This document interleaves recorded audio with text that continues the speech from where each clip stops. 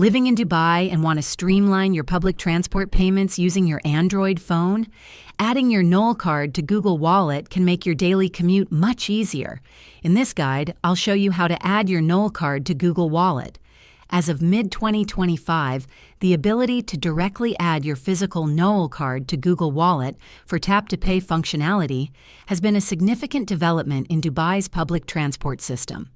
This feature, introduced by the Roads and Transport Authority, RTA, through their Nol Pay app, allows for a more seamless commute.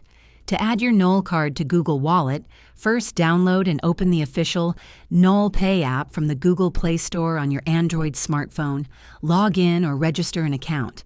Within the Nol Pay app, look for a Nol Services or My Cards section. You should find an option to digitize my physical Nol Card or add to Google Wallet. You'll typically need to place your physical Nol Card on the back of your Android phone for the app to read its details via NFC and transfer the balance.